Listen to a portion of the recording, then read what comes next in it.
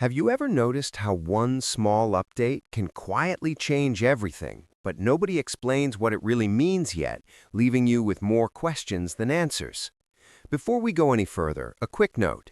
Some of what we'll talk about is official and already voted on, and some ideas are still being discussed and could change. Nothing here is guaranteed, and timelines may shift depending on Congress and the White House, which is important to keep in mind. Now, here's what's getting attention right now. The House of Representatives has passed a bill that would add about $50 million to the Social Security Administration's budget.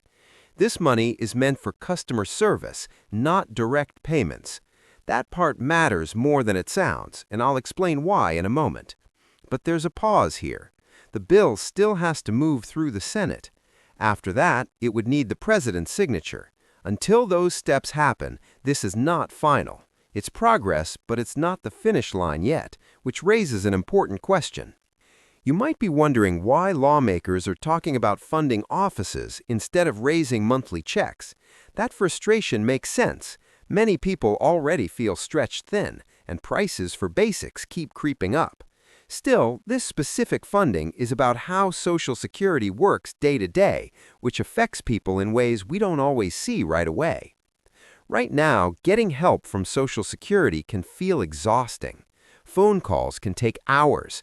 Appointments can be months away. Some people are told they must show up in person, even when traveling is difficult or costly. This extra funding is meant to ease those problems by hiring staff and improving service, at least in theory. Whether it actually helps depends on what happens next, and that's where things get complicated. This issue affects a lot of people: retirees, people with disabilities, widows and widowers, parents caring for children who receive benefits. For many, Social Security isn't extra money. It's rent, it's food, it's medication. When access breaks down, daily life gets harder fast. That's why recent comments in the House caught attention. One congressman spoke openly about how staffing cuts and office closures may have made service worse instead of better. He pointed out that experienced workers left while demand for help kept growing. Hearing that said out loud mattered to a lot of people. It also raised another concern. Some newer rules push people toward online or in-person service, while offices have fewer workers and fewer open locations. For someone who can't drive far or use a computer easily, that creates a real barrier, which leaves many people stuck. This is where the story connects back to that $50 million bill. Supporters say it could help reverse some of these problems. Critics worry it won't be enough. Both sides agree the system is under strain, which is something most people already feel firsthand. And while all this is happening, there's another question quietly sitting in the background. When exactly is your next payment coming? And what should you do if it doesn't arrive the way it's supposed to? That part matters more than headlines, and we'll get to it next. Now let's slow things down and talk about the one thing most people care about first: the payment itself. Knowing when money arrives can reduce a lot of stress even before anything else gets fixed. Here's the official schedule for February payments based on how Social Security already works. These dates are confirmed unless something unusual happens at the system level, which is rare but still possible. If you started getting Social Security before May of 1997, your payment is scheduled for February 3rd. That group follows a separate rule, and it hasn't changed, which brings a small sense of stability. For everyone else, the payment date depends on your birthday, not the year, just the day of the month you were born, which can feel oddly specific. If you were born between the 1st and the 10th of any month, your payment is scheduled for February 11th. That applies no matter which month your birthday is in, which often surprises people. If your birthday falls between the 11th and the 20th, the scheduled date is February 18th. This group usually lands right in the middle, which sometimes creates confusion when deposits seem late but aren't. If your birthday was between the 21st and the 31st, the payment is set for February 25th. That's the last wave, and it can feel like the longest wait, especially when bills are due earlier in the month. SSI works differently. Because February 1st falls on a weekend, SSI payments were sent early on January 30th. That early payment often causes worry, even though it follows standard rules. If you're on SSI and didn't see that deposit, it doesn't automatically mean something went wrong. There are a few steps to take before assuming the worst, which we'll walk through carefully. First, it helps to check with your bank. Many delays come from account issues, holds, or processing times that have nothing to do with Social Security. A quick call can sometimes clear things up faster than waiting on hold elsewhere. If your bank confirms everything looks fine, Social Security usually asks people to wait 3 business days after the scheduled date. That waiting period can feel uncomfortable, but it's part of the official process. After that window, contacting Social Security becomes the next step. The system is slow right now, and that's part of the bigger issue we talked about earlier. Still, following the steps protects you if something truly needs fixing. This is where online tools can help if you're able to use them. A My Social Security account lets you see payment history and notices without calling. It doesn't solve everything, but it can reduce guesswork. While payments are moving on schedule, there's another topic getting attention behind the scenes. It's about how yearly increases are calculated and why many people feel the current method misses real-life costs. Some lawmakers are talking about changing that formula. It hasn't passed, it's not guaranteed, but the idea itself explains why people are paying close attention right now. Because if that formula changes, even slightly, it could affect future checks in a way that feels small on paper, but meaningful in daily life. And that brings us to the proposal many people are asking about, and what it could mean if it ever moves forward. Let's talk about that proposal people keep asking about, because it sounds simple on the surface, but it carries a lot of weight once you understand it. Right now, Social Security increases are based on something called CPI-W. In plain terms, it tracks spending for people who are still working, not retirees, not people with disabilities, not people living on fixed incomes. That's where the concern starts. Older adults tend to spend more on health care, prescriptions, housing, and basic utilities. Those costs rise differently than gas or work clothes. The current formula doesn't fully reflect that, and many people feel the gap every month. Because of this, some lawmakers are discussing a switch to CPI-E. That version is designed to track spending for older adults more closely.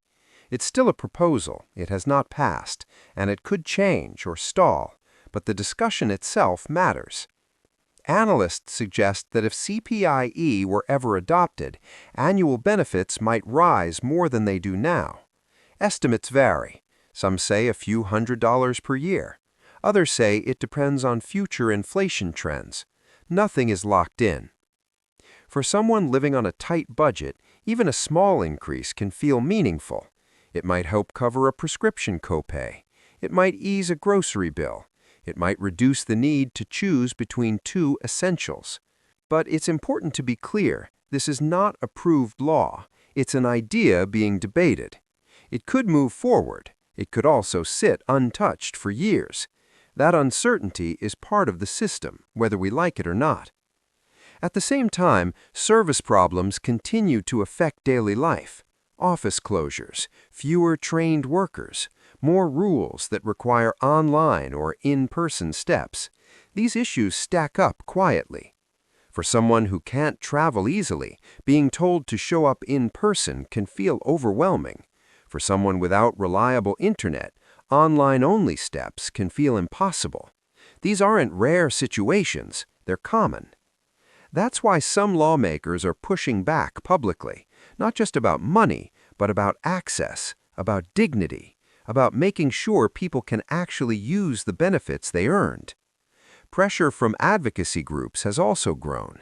Groups focused on seniors, disabilities, and low-income families continue to raise these concerns. Change is slow, but attention has increased.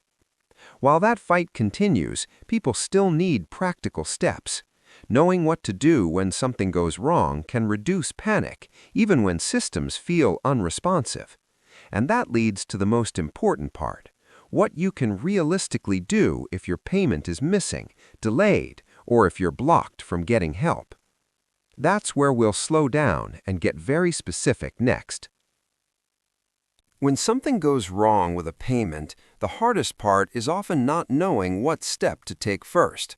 That uncertainty can make a small delay feel much bigger than it is.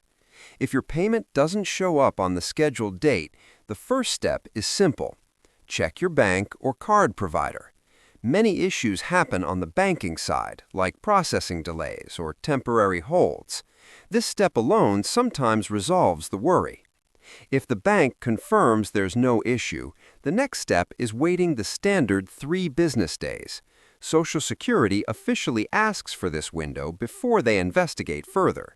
It's not ideal, but it protects your record if follow-up is needed. After those 3 days, contacting Social Security becomes appropriate. Calling early in the morning can sometimes reduce wait times. Having your basic information ready can also help move things along, even if the call still takes time. If phone service isn't working, online access may help. A My Social Security account can show notices, payment history, and status updates. It doesn't replace human help, but it can clarify what the system thinks is happening. For people who are told they must appear in person, the situation gets harder. Travel isn't easy for everyone. Cost, health, and mobility all matter. If this applies to you, it's reasonable to explain your limitations and ask about alternatives. Social Security does allow accommodations in some cases. That may involve mail, online steps, or supervisor review. It doesn't always work quickly, but asking calmly and clearly can open options that aren't offered right away. This is where patience and persistence meet, not pushing aggressively, but not giving up either. It's a balance that many people shouldn't have to manage, yet still do. While all of this plays out, broader pressure continues behind the scenes. Funding discussions, staffing debates, formula proposals. None of these fix tomorrow's problem, but they shape the system you deal with later. That's why staying informed matters. Not every headline leads to change. Not every proposal becomes law. But knowing what is confirmed and what is still being discussed helps avoid false hope and unnecessary fear. Near the end of all this, it helps to remember one steady thing. These benefits are earned. They exist because people worked, paid in, and followed the rules over time. That foundation hasn't changed. The system may struggle, service may lag, decisions may move slowly, but payments are still scheduled and oversight still exists, even when it doesn't feel visible. Before we wrap everything up, there's one final reminder worth holding on to. Not a promise, not a warning, just something steady to keep in mind as updates continue to unfold. That's where we'll finish next. Before we close this out, I want to slow things down for a moment and put everything into perspective, because it's easy to feel overwhelmed when updates keep coming. Some things we talked about are already in motion. Payment schedules are set. February dates are established. Those are part of the normal system, and they continue even when politics feel messy.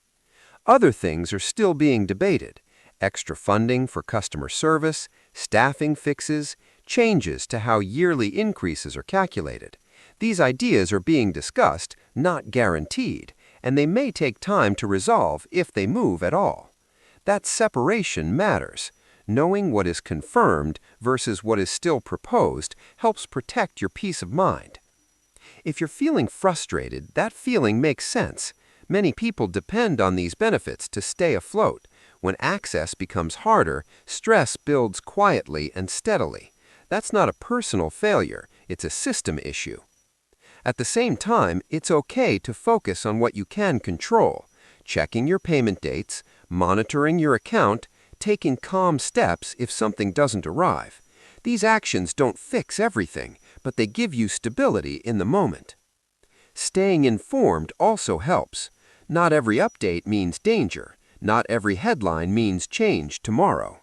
Often, progress happens slowly, in small pieces that don't feel dramatic, but still matter. One calm reminder before we end. These benefits exist because people earned them over time. That truth doesn't disappear because of delays, debates, or service problems. It remains the foundation underneath everything else.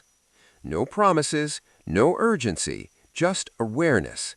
As new information comes out, it's okay to pause, verify, and wait before reacting. Clarity usually arrives, even if it arrives slower than we'd like. And that's where we'll leave it for now.